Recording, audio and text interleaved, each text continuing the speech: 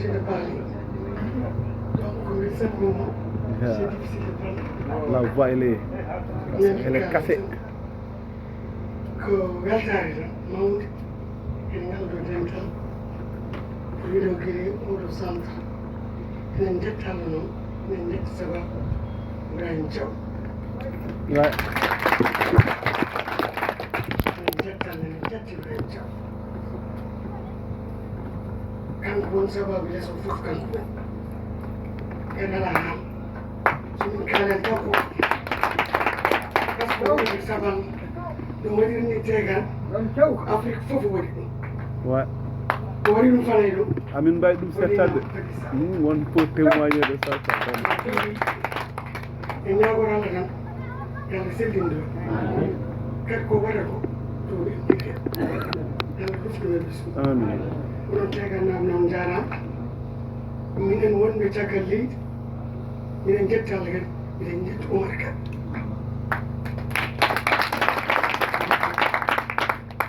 kanko woni acte ɓurɗo wonno wadde ɗum paari ɗum ballodiri hen ko woni jaaɓe ɗum mom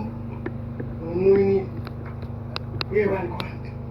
par ce que wonen so yeriti heddiɓe caga fof jaɓɓata kanko o yaɓɓata ko foti jogui goto fof jogui ko dariɗo kañum jogui responsabilité oɗo ko fof dariɗo e liggo e natta ala yurnade ala chacun est libre go fof liggo machallah ala dugu ala ngardi go fof liggoto ko sababu e weltare par ce que ligganade wuuro mum weeɓani fof to min gonto ɗum fof minen jogui ko fof jogui salaire ko fof jogui galle ko fof jogui ñaade mais so tawi a joguiɓe ladde wuuro ma ala dayama yoore en par ce que ɗo min jibina ɗo min mawni min ñaami gowri min ñaami ceegal min ñaami jodde amin mbawde artude min liggo min naɗi min garta ɗo goɗɗum kadi travail équipe seno minen nen kadi mi hettike min heewi wona min fof jogui leydi kadi ɗo hetti ɗo en timmi kadi ala ha ala woytare pota muusi so minen mbaɗa hunde joni min garta leɓɓe nayyi komin daari hay goto namtaka hay goto ñamta hay goto yalta min jeeg par ce que ɗo kadi wurma si perton tan par ce que dañat haydara nafta haalis tubak wi haalis goɗɗo banque ko kayitaji aɗa min haalis nafo tan liggirteɗo ñamteɗo jarteɗo cakkiteɗo ƴettuɗo sesa so tawi tan en ndenti no mbaɗen ni en dañta caɗele no Oumar wini hattumi hatta jaas juuɗe ma joɗodirla minen liggiɓe caggal leydi min gatti somin tawani on ɗo somi wonano haydara fewta par ce que goɗɗo France wawa maɗo wawa dundiyam wawa duddude wawa fewnude haydara donc il faut ko jogoɗa relais et confiance ɗum maddata fewde minen jetta Allah noon minen jetta active France kamɓe fof équipe o fof janima en sa limi liggoto fof enen toon kadi ko fof liggoto yiiɗa nanede ko jiiɗa activno kadi guel min dañi ɗo siki so active liggo wiide fewde eyyi min jetta Allah kadi min jetta ST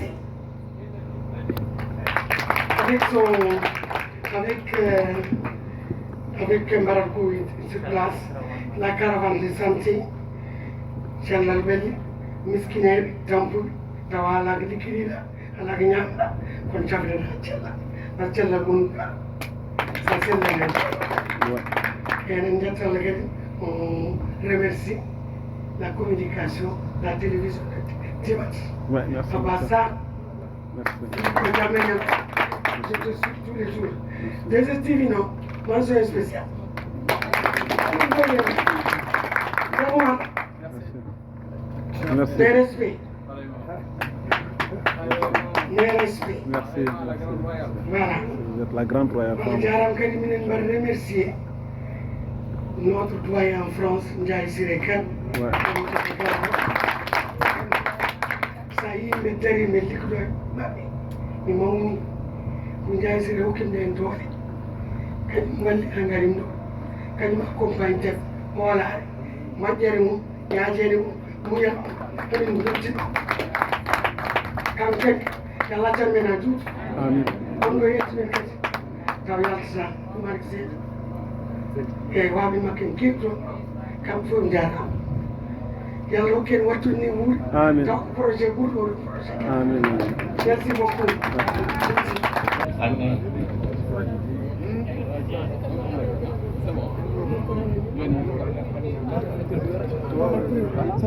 Venez par là.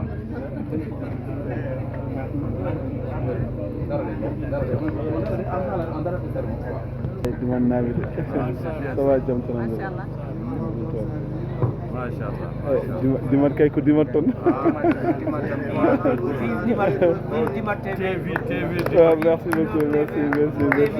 merci beaucoup. Merci, c'est très gentil. Amin.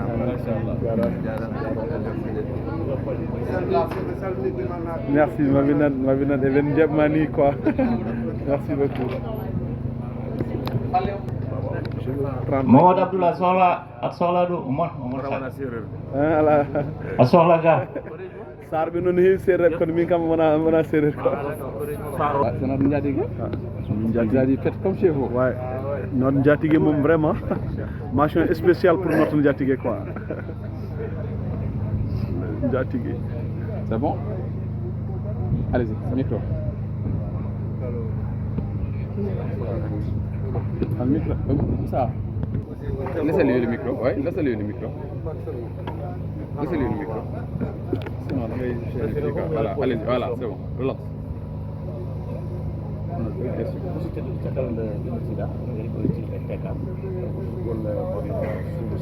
centre santé Maodo Bakka Ayib dartina amen e nafoore ndu suum e kanko ɗo batti caɗel dañde noon haɗa borom jarama fewi e ardi taweede lisbon ɗo centre de santé ɗo centre de santé waɗaɗo mahirade ko wallude yimɓe enfin population gonɗo ɗo fof e département o. Est-ce qu'on ne peut pas utiliser le micro? Centre santé on ne peut pas utiliser notre micro walla d'abord active et AST kañumen wonde promoteur du projet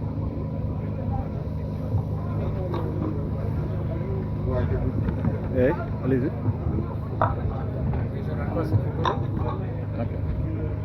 Donc mbinon ko ballal d'abord diaspora wonɗumen ɓe ɗo par ce que kamɓe goni sababu kamɓe mobilise financement ngo adda noon Alfina unité de coordination c'est à dire comme toppitiɗo golle ɗe e min noon min wonno hen superviseur c'est à dire goɗɗa hen foof min gon turumtoɗo ƴeewa ɗumen liggey o yaari on foti yaarude pour raɓɓiɗinde tan ko golle baɗaɗe ɗo machallah mattini on jii no mbawi yiyande koye mon ni kono mon jeehi e nder centre o gandi golle baɗaɗe golle baɗaɗe ko manti golle baɗaɗe ko pewɗe donc minen jetten Allah no feewi golle périr noon ko holno mahirani c'est à dire que mahira comme ko projet mawɗo et puis kon ko projet ko pamdira nandira e laamu ngu guila in maahe ma wuɗɗi fof e laamu ngu nandira valida haade fuɗɗede e fuɗɗira noon ko miijo goɗɗum c'est à dire ɗin maahe hannde kala ɗin fotma hedde hannde taw aussi n tawta ko mahano ko c'est à dire on jii joni centre e hormo enen dari ɗo ina wawi waɗede baat noon dow premier étage donc kattanɗe ɓeydoto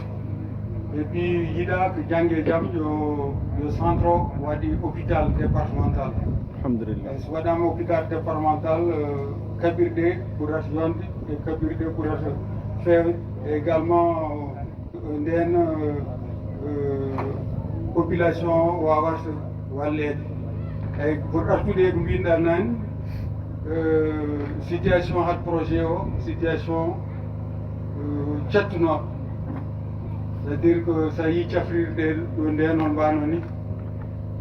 Allah ko moƴƴi hannde o ɗum Allah addini men ɗo enen jettal en Allah en feewi donc ko mbawɗen ko waɗde hannde en mbawan wadde ɗum hanki sababu projet o donc si wawi miijeede ina waɗe hôpital c'est ko waɗa ko hunde timmude donc minen jettal en no feewi wawa jinnade ɗo mbiɗa wawi hadde ɗo hannde eyyi ko saabi hannde mbaɗɗon oɗo hôpital ɗo en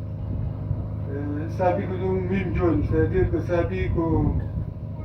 adan alano cafrirɗe c'est à dire poste de santé wonno ɗo adan e poste de santé après watta centre de santé e nomenclature murten o mais centre santé o rokkanno kaɓirɗe wonɓe wawde wadde ha centre santé o timmi donc nous projet o darna d' abord ko pour dañde infrastructure et équipement timmude pour pouvoir donc safrude on fotni safrirede eyyi donc oɗo goɗɗo kadi aussi ko wayate ambulance en ko wayate radio wayate analyse uji foof wawan waɗede ɗo donc hannde machallah donc ɗum ɗon fof ine wawi gollede ɗo taw ala yaade banggueji goɗɗi ɗo jiggi o ɗum firti kadi safrade ɗo en ina sattuno e population o eyyi ko noon mbimi sattuno par ce que miijo active e miijo AST soko hunde ne waɗe woto sattan ɗo miskineɓe ɓe c'est à dire ko fate pharmacie o par ce que pharmacie waɗama ɗo ko regguidir pharmacie o waɗirano ko pour ha yimɓe dañi on coodi leɗɗe taw leɗɗe ɗe caɗani no feewi après min gandi wona ɗon tan hakke d' abord hat pharmacie o caravane uji mbatte noon caravane uji mbaɗa ƴeewa toon wonko manque no hen min payi e pharmacie o addi yimɓe en mbawi sodde leɗɗe taw goɗɗi hen après caggal mum anda kadi ko ɗum ɗon kadi wonko manque hen donc ɗum huccina noon centre santé o beela yimɓe mbawa safrade ɗum taw goɗɗi hen holon erago mbatta e fate toppitade ko waɗa ko ɗo hen fate toppitade waɗata ko ɗo joni ko d' abord ko projet o ko gollodiral ngal ko hakkude AST Active et ministère de la santé Mauritanie donc ministère de santé kañum woni responsable gestion centre c'est à dire kañum haltina ɗum e banggal sarɗeji laamu ngu donc heddi noon joni ko minen mamin mballa aussi e miijuji min ƴeew holno centre santé o wawata tabtin des services de qualité donc ɗum ɗon woni l'enjeu mais min mbawa aussi waɗde wayni taw min gaccir noon tan donc min miiji ko yo wadde jokkodiral hakkude amin e ministère pour kala ko hol wawi fewirde ƴewre waɗire noon e ko moƴƴani hen foof acce ko noon so tawi comme par exemple hannde enen tesko ñalawma hannde o sa ƴeewi en famɗi e ɓiɗɗo tekannajo taw ko insurto tekan taw arani ɗo hande hol erago wongo ngo eroɗa e mabɓe surtout ko fatini ko gueɗe mbaɗe wondani taw ɓe mbaɗa mobilisé doole mabɓe ɓe mbawa naftude wuuro ngo eyyi donc oɗon d' abord ko yettude tekannaɓe d' abord en garde woni par ce que projet ko tukkoɓe mbiyata ko c'est fédérateur kañum rendinata eyyi donc ɗum ɗo woni fandare d' abord association uji ɗi par ce que yo rendin kala ɓiɗɗi tekannaɓe kala ɓiɗɗi fulde dimata kala ɓiɗɗo Mauritanie kala ɓiɗɗo Sénégal kala mbawɗo hen dañde safara ina wawi arde safrade ɗo par ce que fawi tan ke qualité safara o soko hôpital waɗama ɗo hôpital moƴƴo mbawde safrude ma wooda ummide Sénégal ma wooda ummide nokkuji goɗɗi garda safrade ɗo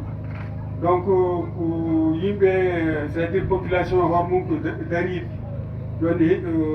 darde yiyande hannde e dental ngal d' abord holno ina yooɗi parce que ko waɗa ko ko hunde wadde fayida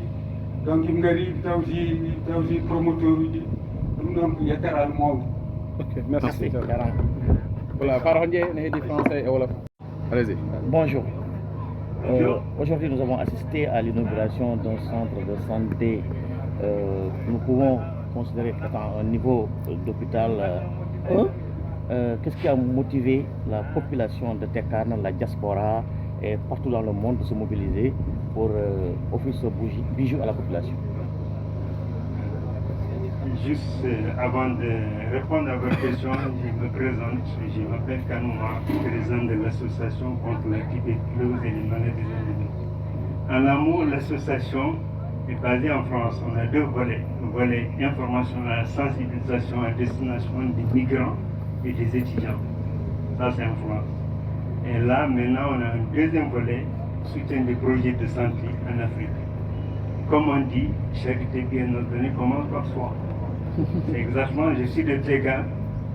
donc là je sais qu'il y a énormément de besoins. Avant d'aller ailleurs, je préfère quand même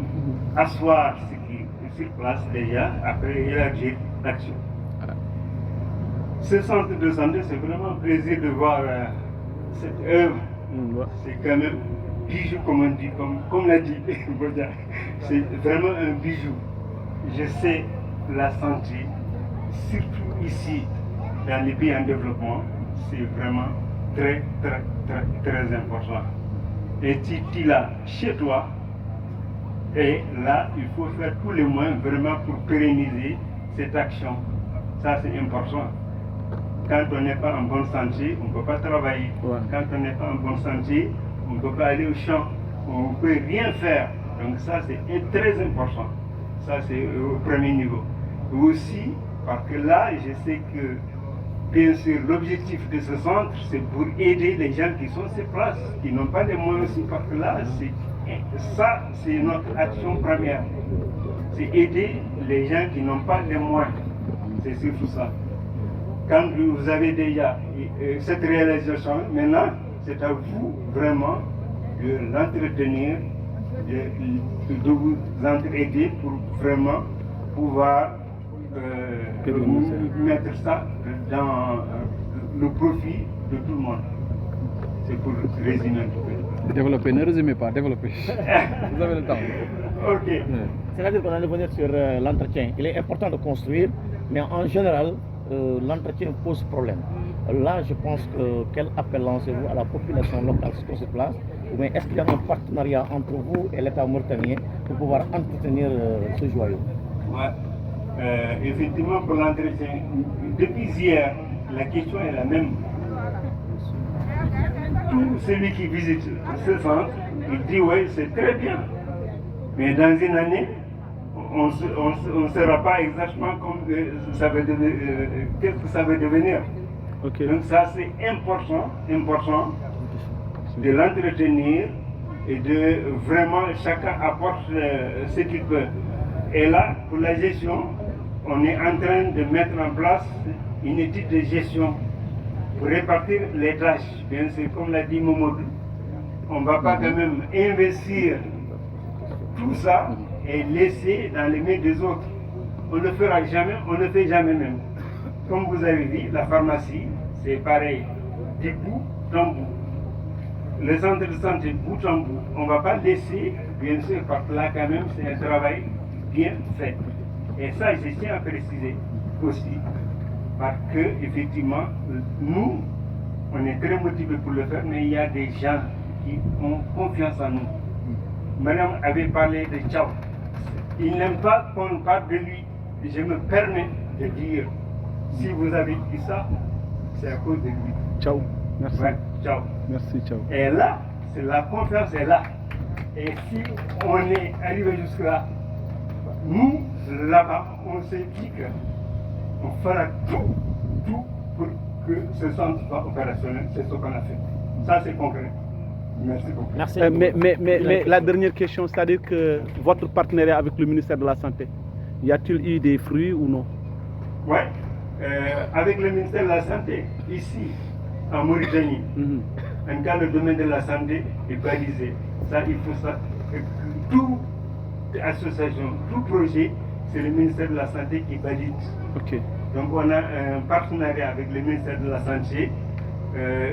Chaque 5 ans, on renouvelle. Et là, on est en train de renouveler la nouvelle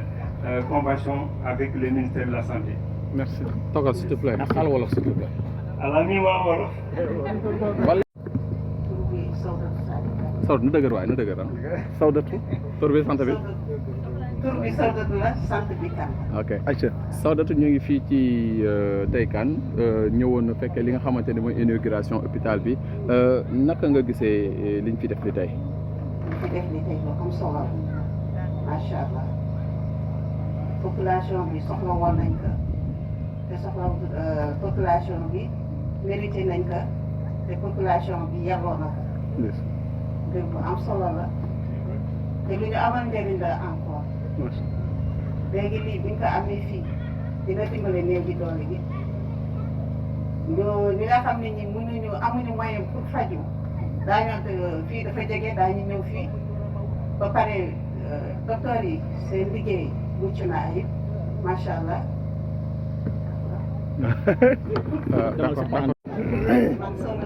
waaw ñoo ngi fii tey fekkee li nga xamante ne mooy inauguration hôpital bu Tay Kane naka nga gisee liñ fi def li tey. inauguration bi ñu ko gisee. na dëgër dafa nooy. diimu hono diwan tekano gile saldi hayo kolede hayo saytol hayo salde madine fanay hayo lissal mbarak en jogui probléme pour kayitaji sa jibinani e centre walla sa ala certificat d'accouchement a waɗanta kayit eɓen ɗo kam foof surtout koreji am ñahwarnaɓe ɓe salminaɓe o noon minen ñaagui moon taw onon jogui hen yiyande walla onon jogui hen doole mballon ɓe laamu ngu mbelma goppu neɗɗo a wawa on wimma won sene murtanaji bama won murtanaji jogui kayitaji wiye an a fewdanta kayit ɗum ɗon en muus minen on mbaɗi foof kono ndeɗo toɓɓere nde tinne daña baraji darɗon hen eyyi heddi ko noon ko wasi tan ko tinnare enen ko enen jeeyi centre men on tekannaki ɓe ko taare tekan centre o ko haalis keeɗo waɗ ɗum wona kecci waɗ ɗum te haalis o ɓe jogui ɓe mbatno ɗum sonne tinan tekan ɓe tini diwan tekan ɓe mbawno goo fof ƴetta haalis o waɗe poos mum walla waɗe gallu ba mum ko ɓeyde kamɓe jii ndeɗo yiyande ɓe gone ladde ɓe toppitata guure maɓɓe keɓe dañi fof ɓe gartire guure maɓɓe on noon fof noon guila santé o haa ko heddi koye pomuji haa e goudron ngaji fof on jii ko oɗo yimɓe men sukaɓe men ɗanniyankoɓe men wonɓe caggal leydi e wonɓe nder leydi ƴettuɓe hakkillaji men mbatte tekan e ko taari tekan kañumen pokkiri ɗum mbaɗi ha dañƴen ko dañƴen ko saabu ko dañƴen ko weeɓani holmon weeɓani wallahi holmon weeɓani saabu kala teddungal on mbaɗni amen machallah laaɓal ngal toppotoɗen hôpital men ala wi tan aha min de wonɓe ɗon jooɓe wonɓe ɗon fitti joɓade de ngala salaire ko bénévole uji wonno ala fof ko tampani hen ñaɓat fittum onon on jii amen ɓeɗo mbaɗa foof bawon hannde une semaine minen hen en fammi sukaɓe arɓe ɗo mballa men ɗum ɗon fewani moƴƴere nde ko enen fof jeeyi ko enen nelli jaam enen nelli bone on noon sen dani moƴƴere mballide enen fof pewden ko waw kew fof ndenden daroɗen pewdena feew kono wona gardineɗen fof ni pinen ñalam goto goppuɗon hen ɓe ngala salaire ngala polte ngala place ko wonɓe tan jangga so gayni janggo tan jahat laamu men joni won toppitoro centre o won toppitoro laaɓal ngal minen ñaagui moon kadi yon kaɗan laamu ngu yo mballu yimɓe toppitiɓe affaire laaɓal ngal kañan ɗumen salaire uji mbaɗ ɗumen embauché mbawa liggade neɗɗo wawa waddu a wawa foftude neɗɗo yo waɗa mum tan ko ala salaire tant que ala salaire wawa so weɗama liggo so weɗama wasa liggade kañum addi ɗum tan ko janggude o noon yo mballu wonɓe ɗo en tampi goppu galleji men ma on han semen minen ɗo goppu galleji amen so yi kadi minen mbaɗ ɗum ko wadde wuuro ngo ko wuura men centre o ko centre amen sonno wonan ɗum minen mbawi min keeɓe galleji min ndeelo min mbayni woto jiɓɓe mbayni sukaɓe wuuro ngo mbeɗa ero sukaɓe tinne mawɓe moon e jibnama moon mbawa yaade ladde ñagono moon foof jillo moon foof anani gaddan moon ɗum ɗo onon fof on juuɗ moon jon mbatta hen haydara eyyi wassalam welti sa tur ak sa sant Mariama sa concentre fii ah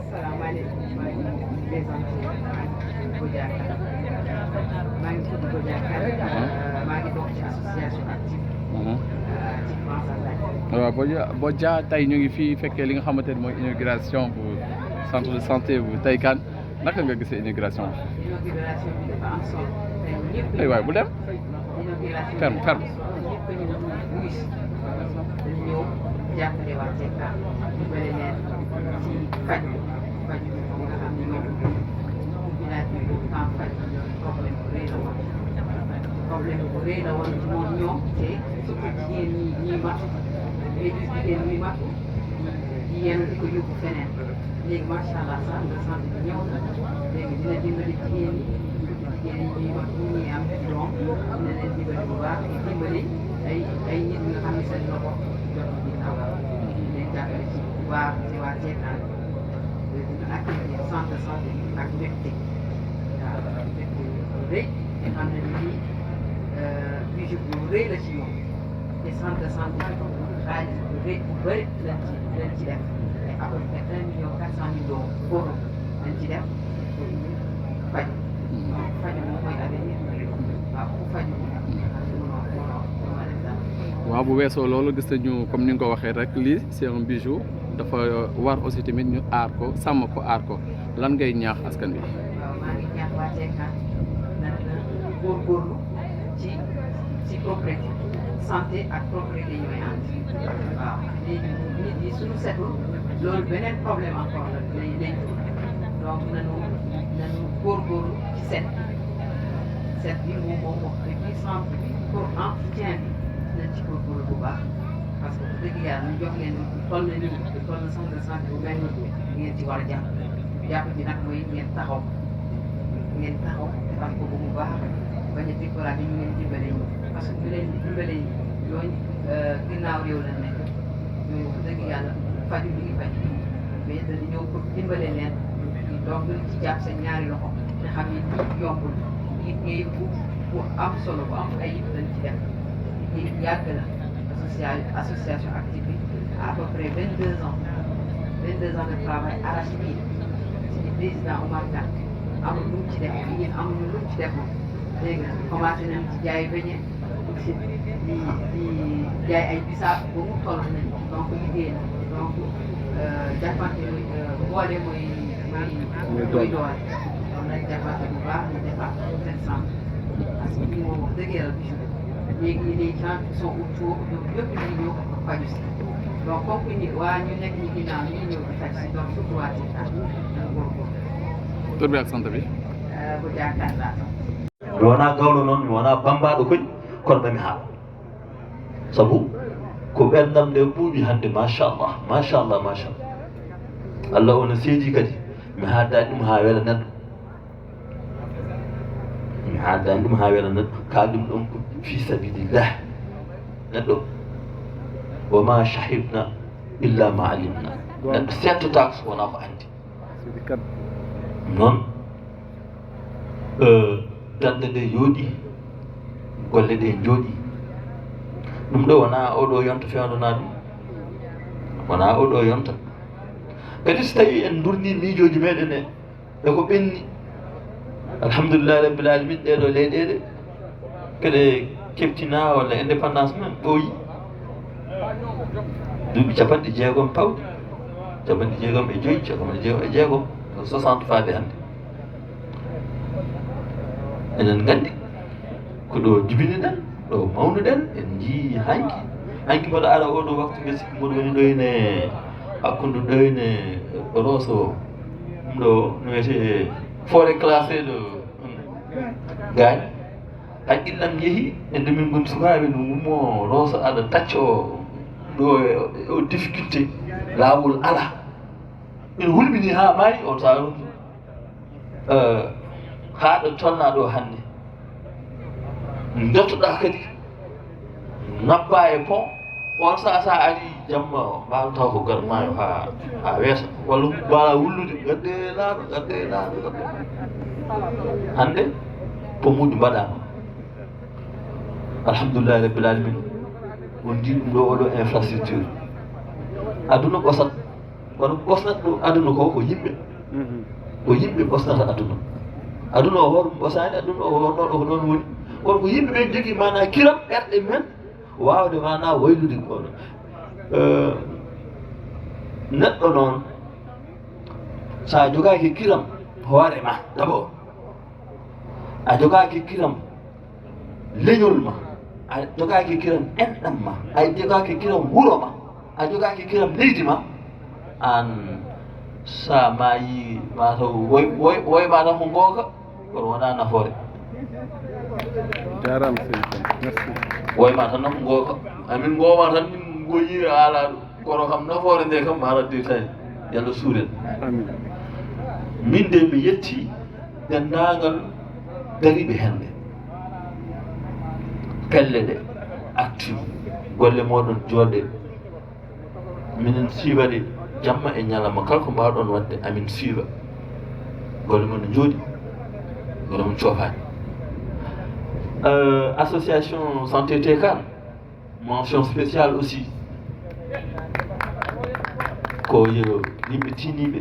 sukaɓe dariɓe jogiiɓe kiram ko wona ɗum koyene pelle ceeriɗe guila e rewɓe ɓe ay jeunesse o ay woɓɓe pelle ɗe gasata machallah goo fof ɗo heedno eko wawno waɗi hen hande oɗo infrastructure mbimi duuɓi 60 e pawɗi guila keɓɗen nen fan e diwan o woodani yana pas son semble woodani mbeɗa yetti hen noon personnellement mino hono Mamadou par ce que minen jewtiti ko heewi minen kaldu ko heewi omo addunami ko heewi omo famminami ko heewi Mamadou travaille sans bruit dindi ngala ko deeƴo gollo e deƴƴo gollo c'est très important poɓe ɗon Mamadou deeƴo gollo deƴƴo gollo c'est très important par ce que neɗɗo so tawi non parce que baba wi dogde e ŋañade teppere yaada gade yawone yadata bandiraɓe wona machallah ko liggoto ko omon liggo ɗum omo liggoto ɗum e haqqille omo liggo ɗum e teere omo liggo ɗum e neɗɗagal sans bruit et le résultat est là ɗum noon yo Allah junno ɗum koye ha juuta woto bon law ya ilahi woto bon law Mamadou yo Allah ɓoyno en e jeese amen yon ɓooy ardade min yo duuso ɓooy duuso juut bi hormatul Qur'an barke enɗam men coodiɗam laaɓi yo Allah junno ɗum ha juuta min weltima min jii golle ɗe min aduna o fof weltima garɗoɓe kaaɗoɓe haala ande ɓerɗe fof ko beltima ɗum ɗo ko ngannduɗaa ko yahannanno ko ma dola oto malade jolo ɗo oto yaha Nouakchott soloyde ñiiri taw no jooɗi balɗe tan lisan ɗanaki solde ñiiri tan ma waɗnede 200-300 kilométres jarama hande addanaama haa damal suudu muɗum bandiraɓe so guite beddama e ñorgo ko dara yiyama dara ƴeewa Allah jarama a jarama min beltima min mbawano wasde haalde mbimode ñande haala deƴƴere ko Ayiba min mbawano